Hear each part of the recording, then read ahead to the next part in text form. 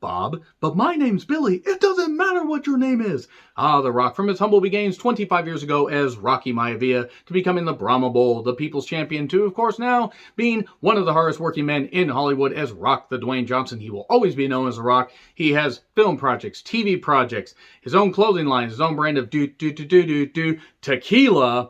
Seriously, it is amazing to see where he started in his career and where he is now. Proof that hard work does pay off, and man, he really does have an incredible work ethic. And with WWE doing the whole Rock 25 thing to commemorate his 25th anniversary of showing up at Survivor Series 1996 for his debut match, more on that in a bit, I'm here to talk about some of my favorite matches that he's had on pay-per-view, back when pay-per-view actually mattered. I'm John Renton with The Rock's 25 greatest pay-per-view matches ever in the planet. Well, what are we waiting for? Get them out of there. This could end up being part one. We will see. It depends how detailed I get on these. But let me know your thoughts on this list in the comments. Give me some of your favorite Rock pay-per-view matches. Give me some of your favorite TV matches. I didn't want to include the TV ones because, by God, we'd be here all day. But I figured since it looks like The Rock might have one more pay-per-view match, I don't think it's going to be a classic. So let's just talk about 25 years of The Rock. And yeah, so many catchphrases, great promos, iconic moments, some that have aged well and some that weren't a good idea in the first place, but he made them so goddamn entertaining. You couldn't help but laugh and maybe cringe a little bit. But then again, you could say that about a lot of the Attitude Era. But he had so many great promos. I mean, so many that I could go through. It's like, I'll make sure to come back when the Lakers beat the Kings in May. And he just said it was such a wink in his eye. But so many people's elbows dropped and so many people's eyebrows raised. So I have to finger myself to basically raise anything. It happens with guys my age. Moving on from that uncomfortable transition. So no honorable mentions. We're just going to talk about the 25 here. Number 25, with Jake Roberts, Mark Marrow, and the Stalker, who was Barry Windham. He liked to hunt, and Vince decided to make him a goofy, camo-faced guy, and then make him one of the new Blackjacks. Wonder why Barry Windham never reached his potential in WWE. Probably because Vince saw him as a worker, and that was about it. They took on Crush, Goldust, Jerry Lawler, and Triple H. Survivor Series 1996. Where it all began, where he was a tribute to his grandfather, the High Chief Peter Maivia, and his dad, Rocky Johnson. I could say a lot of things about Rocky Johnson I have in the past. The guy was a piece of shit. But the thing is Rock is a harder working guy and a better guy than, well, Rocky Johnson could ever hope to be. But it was a way to pay tribute to his family lineage. So he had, not streamers, but he had big tassel type stuff and everything. He has hair all poofed out, and it didn't work. There weren't a lot.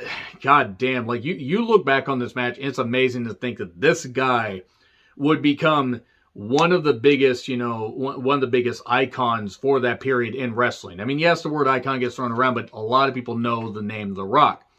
And because of this match, it put him on the map. Now, he would have humble beginnings. He would have a run in the 97 Rumble for a little bit.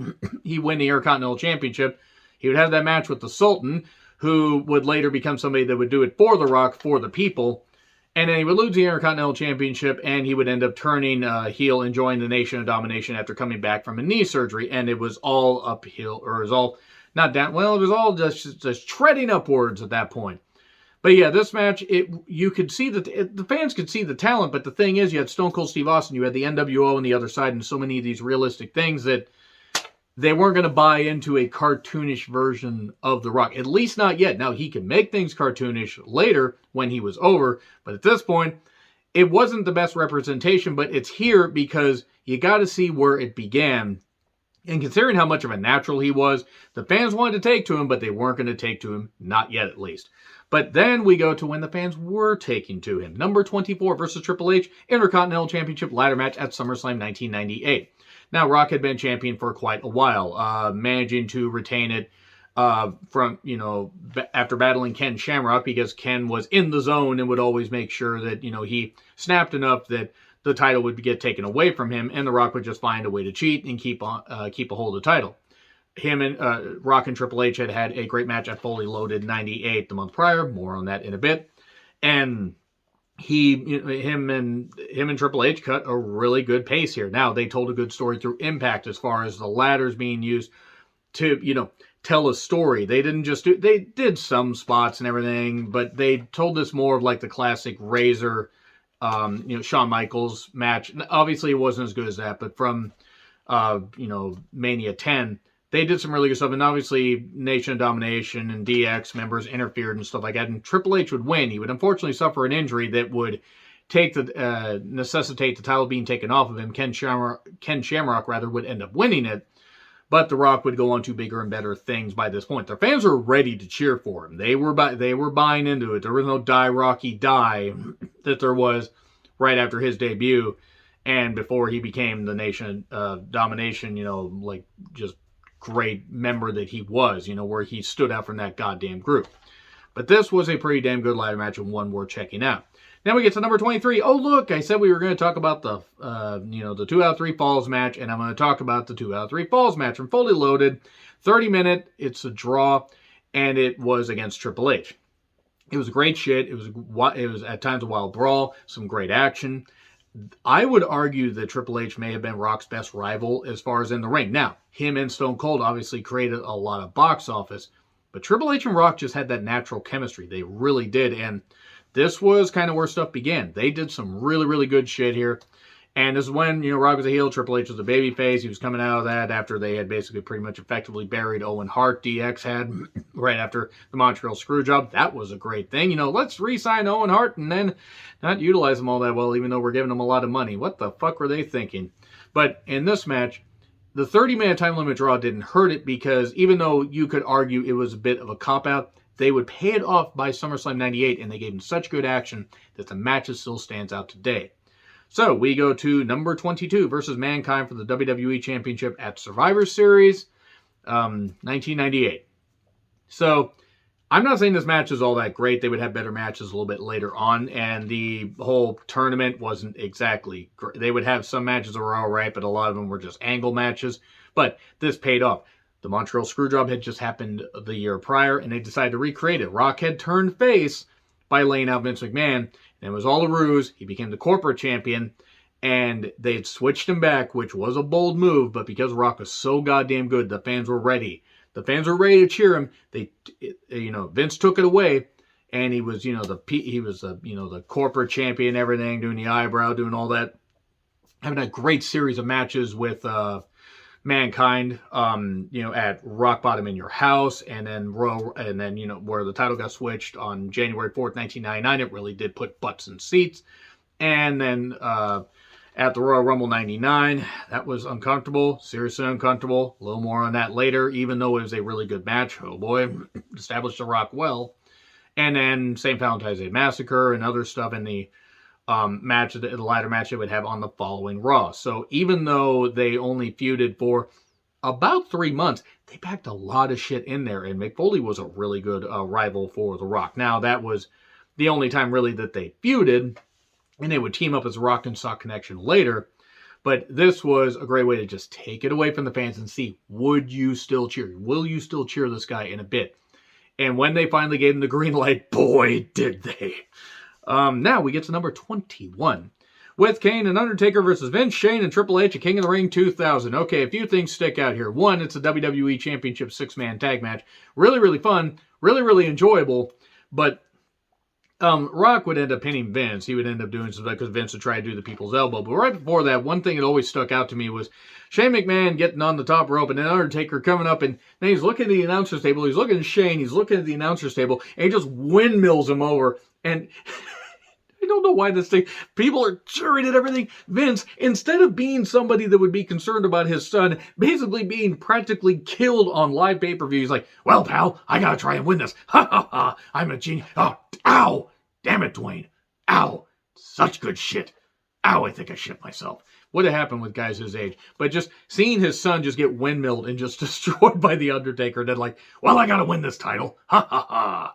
But this was where Rock would win the championship. Him and Triple H had traded the title back and forth a couple times, and they were ready to have The Rock win and go on a long run. Now, sadly, this would be the longest run of Rock's career as champion. He would hold it from King of the Ring 2000 until No Mercy 2000. No Mercy 2000. I had to think about that for a second. I was thinking No Way Out 2001. A little more on that in a bit. What was nice about this, though, is it gave a big pop, and of course it was just it would lead to Kane and Undertaker having a bit of a feud, and of course Shane somehow survived. Taker was a professional, but it's just Shane's willingness to just go through shit. I will never understand it. Even now, I will not understand it. But this was really, really enjoyable, and did kick off Rock's longest running title reign, as it were. The sad thing is his second longest run, I believe, was the one when he beat CM Punk at the Royal Rumble 2013 and held it until Mania 29. Yes, his worst one was actually his second longest. But anyway, I might be messing one up there, so I do apologize. Number 20 versus Booker T, WCW title, SummerSlam 2001. Check out my retro reviews of the various, the various Invasion angle, pay-per-views and TV shows and stuff like that, and you can see what I thought of this. But in all honesty, they built the feud up well. And when Rock finally won, people popped. I did laugh, though, when Shane kept interfering, and then the APA comes down and Bradshaw just absolutely destroys him with a. I mean, he sold that. I think Shane might have actually been knocked out because Shane's like, ugh. But Shane did get back in and did something a little bit later. But what was nice about this is Rock beating Booker. This was after Stone Cold and Kurt Angle had an arguably better match. But the end result of referees being laid out and stuff like that, people were still into it, but they wanted to see a champion be crowned. Can the WWE strike back against this invading force that really wasn't all that strong? He did. Rock would end up having a WCW title run that would be a bit longer than quite a few of his WWE title runs. So he would end up winning here, and it was a big pop. Number 19 versus Kane, Taker, and Benoit, WWE Championship Unforgiven. 2000. Kane and Taker were feuding everything, and they would go do their own stuff. Rock and Benoit had a series of good matches, including one that I will talk about a little bit later on this list. Great passion, great energy. Yes, obviously you have to recognize that renowned murderer Chris Benoit was in this, and with the benefit of 2021, sight, it's hard to watch some of his matches, but you can't argue how great this match was for everybody involved, the storylines and everything, and Rock overcoming the odds. Wouldn't overcome the odds against Kurt Angle a little bit later, the following month when Rikishi, after doing it for The Rock, for the people, would cause Kurt Angle to be able to get the victory. But this was a great example of a few moving parts that you wouldn't have thought would have worked, but really did, and it stands out to this day. Number 18, versus Mankind for the WWE Championship I Quit match at the Royal Rumble 99. It's a really good match and established Rock as a vicious heel. It really, obviously Survivor Series 98 established him as a corporate champion. And you had Rock Bottom 98. Foley technically won, but it was, Rock couldn't verbally submit. And then this was the rematch after Foley had put butts in seats by winning the championship on a taped Raw. And that is not knocking Schiavone. I love Tony Schiavone, but whoever told him to say that, really good job there. Good job! And did the finger poke of doom. This was, again, the rematch, and very vicious. Undertaker actually would appear later in this pay-per-view, but Mankind and Rock would just do a lot of shit to each other. But Mankind at this point was really broken down. He'd had the Hell in a Cell match against The Undertaker and a lot of other stuff, and he had just a lot of bumps, and he was only going to be champion for a little bit. And he said, I will not say I quit. He did at one point say it in a pre-tape promo that was using audio that would factor into the finish here later, but the numerous chair shots, the handcuffs, and the people's elbow, and Foley just getting his face busted open. And if you've seen Beyond the Mat, when they finally somewhat addressed the Grizzly Smith allegations, and once again, just quickly, fuck Grizzly Smith. I hope he suffered mightily for what he fucking did to his own kids. Check out my review of the Dark Side of the Ring episode if you would like. Watching that and seeing Foley's wife and children at the time, young Noel and Dewey, I believe. I think they had one other kid. I don't remember. Apologies for that. I think they only had 2 kids at the time. But they were obviously upset, and Foley got hit with so many unprotected chair shots. Mick, say it. I'll argue that was actually a pretty good call by Michael Cole. And then Foley the audio would be dubbed in. He would say, I quit. It established Rock and is one of his better pay-per-view matches, but is it uncomfortable to watch now? Yeah, it was uncomfortable to watch at the time when I watched it on pay-per-view. But still, it stands out for good, bad, and indifferent. So we go to number 17, Team WWE, which was Rock, Jericho, Taker, Kane, and Big Show, against Team Alliance, which was Austin, Angle, Booker, RVD, and Shane McMahon. Yeah, all those people from WCW that were featured on like 2 of them One from WCW and one from ECW. So it was from Survivor Series 2001. Winner takes all. You can check out my review of this and figure out and do my full view on it. But as far as the invasion angle being absolute shit, this is a tremendous way to finish it off. Of course, the classic battle of WCW and WWE coming down to Rock versus Austin. As it was supposed to be, it was still a great match, though, and Rock ended up getting the win for Team WWF, and the crowd exploded, and the WWF lives, and the Alliance is out of business. By God. But it was really, really good stuff. And very, very enjoyable as far as an elimination match. I would argue one of the best elimination matches in Survivor Series history because it's just the star power and the feel. It was given about 45 minutes. The entrances were given about 18 years. But it was a great match. Well worth checking out. Number 16 versus Stone Cold WWE Championship. I was originally going to put the Mania 15 match here, but no, I decided to put Backlash 1999. Why? Mania 15 was a good match. It started the trilogy of matches they would have at uneven WrestleManias until WrestleMania 19. That's a trilogy. It'd be hard to do a trilogy if you did matches in every single year, especially considering that Stone Cold wasn't even part of WrestleMania 2000.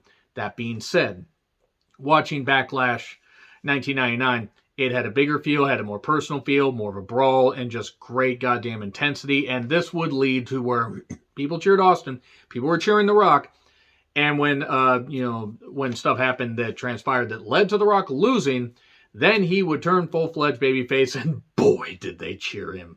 Boy, did they. It was insane. And he would feud with Undertaker. He'd feud with Corporation. He would do this stuff. And he would then feud with Billy Gunn in SummerSlam 99.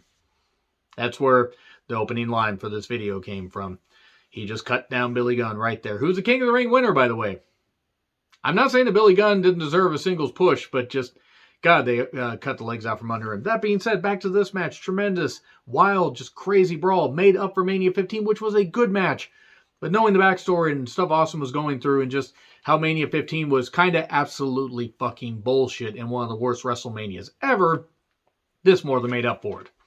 And then we get to number 15, the six-way Hell in a Cell match, which was The Rock, Kurt Angle, the WWE Champion, Stone Cold Steve Austin, Undertaker, Triple H, and Rikishi. One of these things is not like the other. One of these things was a former member of the Samoan SWAT team. But they were desperately trying to get this heel turn over. And guess what they didn't do? They didn't get it over. Because nobody wanted to boo Rikishi. Nobody thought that Rikishi deserved to be booed. And guess what? Really, really fucking good stuff. From Armageddon 2000. Just craziness. I mean, absolute craziness. They're battling in the cell. They're battling outside the cell after Vince McMahon decided, hey, I'm going to get a sawdust truck down here because we're not going to do a spot with this layer. Why would you say that? Ha ha ha. Nobody will see it. And they decided to, pull the door off. Just rip the door off its hinges. And they battled outside, and then Undertaker and Rikishi got up on top. And I'm sure other people got up on top also. But yeah, Rikishi gets sent through the goddamn thing. And it was insane. Rock and Austin having their stare down that would be a precursor to them having a WrestleMania rematch at WrestleMania 17. They're battling and everything. Great stuff. Rock shined. Everybody shined. But it's a great example of The Rock being, he wasn't even the main star of it, but naturally The Rock would stand out. But just watching all the star power here and just watching The Rock do such great stuff, well worth checking out. Armageddon 2000, fucking tremendous. Number 14, Royal Rumble 1998. He entered at number 3. This is after battling Ken Shamrock earlier in the night and lasting 51 minutes. I believe he was number 3? Was he number... He was number 3 or number 4. I mean, he might have been number 4, actually, because I think you had Mick Foley, and you had... This is with the 3 faces of Foley Rumble, by the way, and you had Terry Funk as Chainsaw Charlie. Then you had Tom Brady come out. And then you had The Rock come out. Yeah, he came out at number 4 because they had to toss one person out. And Tom Brady, sorry, that was going to be you. Used Salvatore Sincere. Our apologies. Okay, fucking butchered that goddamn thing. Our Salvatore Sincere apologies. There it is. But Rock did great shit here, as you would expect. Eliminating a couple Nation of Domination members. Having really, really good, just a great showing here. It coming down to Rock versus Austin. That they had just had their, their teases and their skirmishes in late 97 after Austin had that health scare and that neck scare at SummerSlam 97. Rock, you want the Intercontinental Championship? Well, there you go. Jesus Christ, goddamn, son. Stone Cold Steve Austin and The Rock would obviously create magic a number of times later. But this was a great, way to look at it. Austin got his victory. Rock had a great showing, and it was just all trending upward at this point for The Rock. Showed they had a lot of faith in him. And then we get to number 14 versus Triple H versus Kurt Angle, WWE Championship, SummerSlam 2000. Okay, so maybe they can't all be, I guess, not messy, because there was a pedigree spot where Kurt Angle ended up getting dropped head first. Just the table collapsed, and boom, he just hit like that. And it was really, really rough. Really, really goddamn rough. And so it was Triple H versus Rock in a WWE Championship match for most of it until they got Kurt back out there, clearly concussed out of his goddamn mind, trying to do all his shit and trying to do his spots. Rock would end up winning, retain the championship. Triple H and Kurt Angle would continue to have their feud on again, off again until, the Royal Rumble 2001. They always worked well together, but Rock and Triple H gained the shine here. I felt so bad for Kurt Angle. Like, watching this was really uncomfortable. Like, he just hit head first. And then we get to number 12. It's versus John Cena at Mania 28. Okay, what else can I say about the once-in-a-lifetime match? It should have only been once in a lifetime, but unfortunately it wasn't. Nope, they had to make it twice in a lifetime. They were going to make it 3 times in a lifetime. They were going to have a rematch, apparently, reportedly at Extreme Rules the following month, but Rock tore his pectoral muscle and delayed the filming of Hercules, which, if you've seen Hercules, that movie probably shouldn't have even seen the light of day as it was, even though it was certainly better than the other Hercules movie that came out. But versus Cena, they built it up on social media and with promos and everything. Cena was upset Rock went to Hollywood. Rock was like, all this and talking. Yes, Rock got called out for going away and stuff like that. And then Cena did the same thing. But it made sense. It was a natural rivalry. Cena, to his credit, did carry The Rock. Even though The Rock's a great athlete, he hadn't been in the ring more than one time in about 8 years because he had that WrestleMania 20 match. Took time away after a couple promos. His contract ran out. He inducted his dad into the Hall of Fame, I believe, in 2008, and then went to Hollywood. Came back for Survivor Series 2011 against Awesome Truth, and then there we go with that. It would build up, and Rock would beat Cena in Miami, Florida. Tremendous fucking reaction. Huge roar. Really, really good stuff. That was fucking lovely. So now, I'm going to cut the list off here, guys, because I'm going to not make this video nearly 40 minutes. So I'm going to come back with the top 11 here in a bit. Let me know your thoughts on this video in the comments. Please like, share, subscribe. Twitter handle in the description. I'm John Ritlin. I'll see you soon.